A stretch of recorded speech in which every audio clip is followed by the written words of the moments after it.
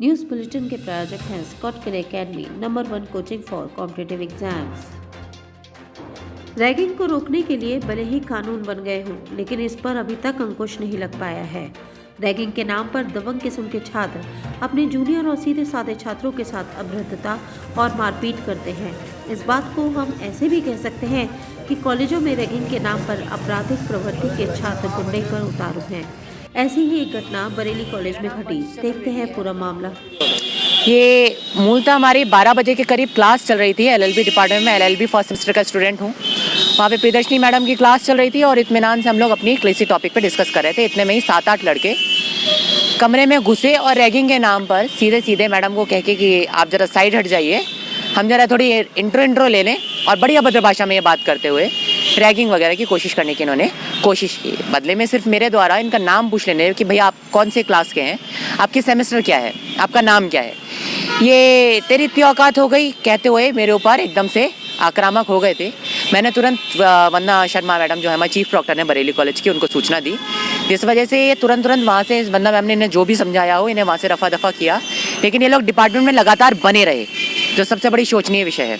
इसके बाद मैंने मैडम से भी बात करी थी और मैडम ने भी, प्रॉक्टर ने बोल के 2 लोग हमारे डिपार्टमेंट में छोड़ दिए थे, ताकि मैं इसके बाद सुरक्षा इसकी जितनी भी है अनुपूरक कर सकूं कि मुझे इस चीज़ की सुरक्षा मुहैया होगी। उसके बावजूद जैसे ही हमारी सारी क्लासेस ख़त्म हुई, ये राशिद मेवाती और ये संजय मेवाती, मधुनेश और इसके साथ के कुछ लोग हैं, करण वगैरह हैं, लगभग 10-12 लड़के सीधे कमरे में घुसे और मेरे ऊपर हमलावर हो गए। गला पकड़ते हुए राशिद मेवाती कहता है कि आज तो तुझे जान से मार दूंगा, तेरी इतनी हिम्मत कैसे हो गई कि मेरे सामने मुंह खोलता है।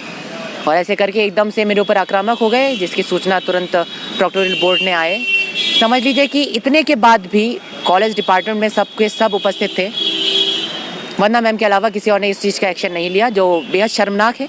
उसके बाद भी कक्षा में एक छात्र के लिए सबसे ज़्यादा सुलभ कहाँ होता है? या तो वो अपने घर पे होता है, या फिर वो जिस भी संस्थान में अपनी शिक्षा ग्रहण करता है वहाँ पे अपने आप को सुरक्षित अनुभव करना चाहता है।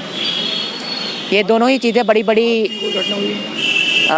आज हाँ, पुलिस फोर्स की काफ़ी व्यवस्था की गई थी। उसके बाद भी 4-5 लड़के जो कल हमलावरों में उपस्थित थे कॉलेज में पाए गए, और जिसकी तुरंत सूचना मैंने वंदना शर्मा मैडम को दी गई है। जिसके बाद बात करने पे मैडम बताती हैं कि वो लोग वहाँ से भाग गए थे। पुलिस को तारीख दे दी आपने? ये मैंने कॉलेज प्रशासन के अंतर्गत इसकी कार्रवाई करी है, जिसमें कि रैगिंग की और इनके द्वारा मुझ पे किए गए हमलावर प्रवृत्ति और आपराधिक प्रवृत्ति की शिकायत की गई है। जिनके मुझे नाम मालूम है उनमें से एक राशिद मेवाती मूल है, जिसका साथी है संजय मेवाती, मधुनेश और साथ में करण।